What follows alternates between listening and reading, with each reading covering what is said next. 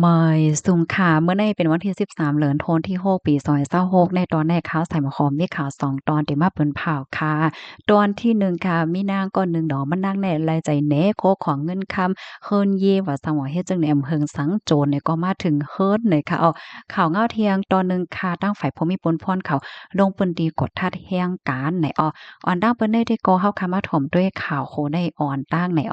อันนี้เป็นยูทูบเบอร์อินเดียเนี่ยค่ะว่าแน่ มะนางเนี่ยก็ไล่เต็มต่างอดเนจัวเนคำมะนางค่ะเหนือสื่อตรงก้นค่ะเลื่อนสุดแน่โจนเนี่ยก็เมื่อหาถึงตีเฮิรนเหี่ยวก็เอากว่าโคของเงินคำมะนางเฮ็ดจังได๋ค่ะนะเมื่อวันที่12เดือนธันวาคมที่6ปี2026แน่มีข่าวงาวออกมาว่าเพสื่อตรงก้นอันว่านั้นมันมีครอบโตเฮาก้อยในว่าเนาะไหว้หลังเสยูทูบเบอร์เนาะนางยิ่งก็น่ะยูทูบเบอร์เนี่ยก็เหมือนจังว่าเป็นก้นที่ อันออกมาลาเทศคลิปวิดีโอต่างที่เฮิรนสีแรงยูทูบว่าสังว่าจังได๋นั้นค่ะน่ะน้องมันนางเนี่ยเป็นคนอินเดียค่ะไล่จ๋าจั่วนี่เคิงใจโคตื้อนั่นค่ะน่ะน้องเหมือนจังว่าเฮาได้มีมงคอยค่ะมีสายคอมีแหวนมีอันนั้นอันนั้นแหวเอามาแหนเปิ้นเหลือเสร็จนั้นก็เอาเงินจังนี่ค่ะนะมาแหนมาจั่วนี่เปิ้นค่ะสิเอาก็ใกล้ไลฟ์ค่ะเนาะเหมือนจังว่าโอ้ใจตื้อเพราะว่าจาดปานเหมือนนั้น นางสะเทโลงว่าสังว่าเจิ้นนายเฮ็ดจังได๋เนาะถ่ายแหน่จ้อมหอจ้อมเฮิรนว่าหังว่าเฮ็ดไหนลื่นสุดค่ะก้นแลกในขณะเข้ากว่าถึงตีเฮิรนพองกลางขึ้นลึกเหี่ยวก็เอากว่าคู่ขวางเนี่ยค่ะเพราะว่ามันน่ะส่วนเป็นเงินไหนก็800,000ถึง1,000,000รูปีแต่ตัวเงินไทยอยู่มอก2.700,000ต่อถึง3.400,000เจิ้นในอ้อม มันนั่งในจื้อห้องว่านางรัชนา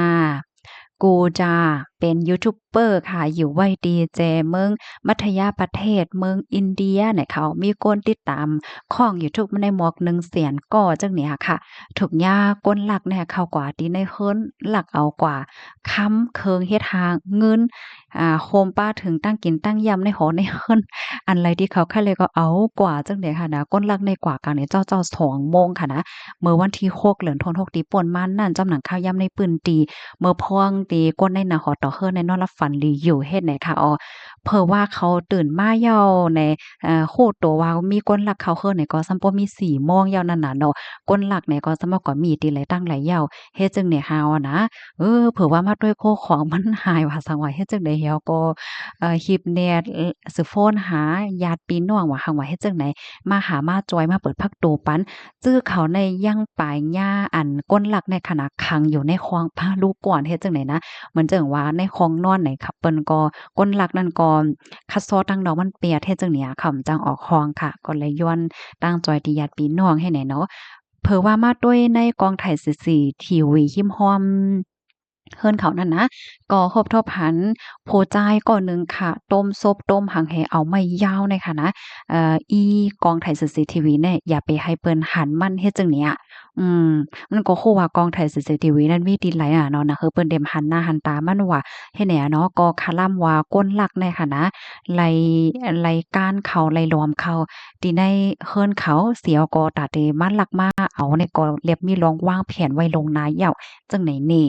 ทางฝ่ายภูมิพลพรเขานี่ก็ยืนยันว่าไล่กดทัดด้วยจ้อมกองไทย CCTV เจ้าในเหย้าเนาะยุ่มยำว่าโก้นที่อันโก้นที่อันมัดลักในปอกกำในเล็บที่เป็นก้นในหมู่บ้านอำนั้นก็ก้นอันอยู่ขิมฮ้อมจึงนั้นไหนเฮียงเลยวันนั้นไหนก้นลักในฮู้ข้อมูลเกี่ยวกับไปลองเฮิรนหลังในเนาะปยก็ฮู้ลวงการอยู่การเศร้าการใจตื้อเพราะว่าอาจารย์ปานก้นในนาหอต่อเฮิรนในหนังลี้นั่นน่ะเนาะ เหมือนอย่างว่ากองไทย CCTV มีตีไหลอันไหลมีตีไหลในเขามันบ่ฮู้ไหวเฮ็ดจั่งแหน่นะนอกเหลือเส้นนั้นยาวในภูมิพลพรเขาในก็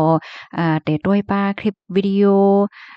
สร้างว่าจั่งใดในขณะที่อันมานั่งในไลเปิ้นแพร่หนังสือตรงก้น Social Media ว่าสร้างว่าจั่งใดเฮ็ดให้เขานะเหลือเส้นนั้นค่ะตานางก็ได้จั่วในโคของเงินคำกล้วยหมูกว่า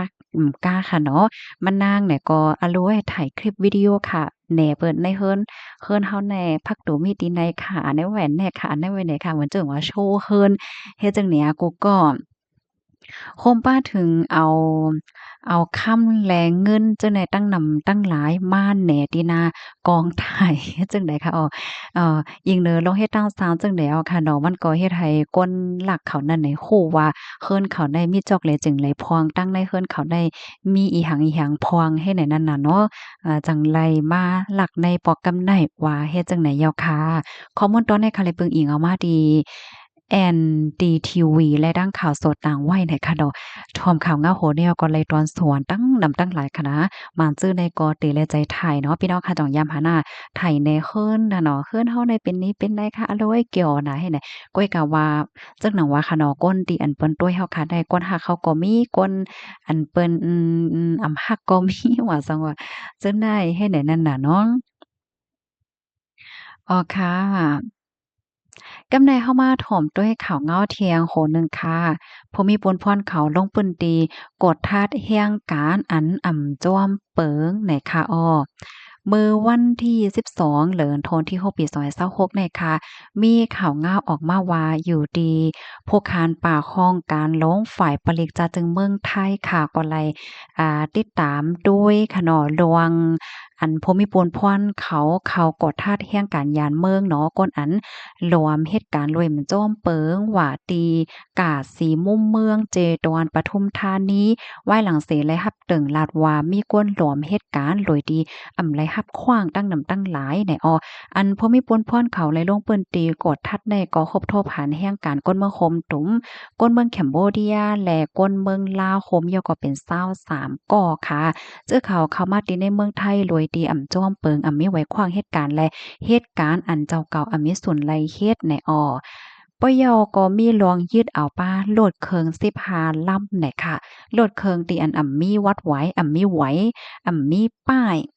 ให้แหน่เนาะพอมีปุนพ่อนเขาในก็เตกดทัดลองตั้งไล่โหยอย่ามันเสียวก็เตคับขึงกว่าจอมหนังปักเปิงมามีวันเมืองมีปยก็เตกับสารตั้งฝ่ายกดทัดก้นเขาออกเมืองค่ะเนาะเปิดตาเอาแห้งการ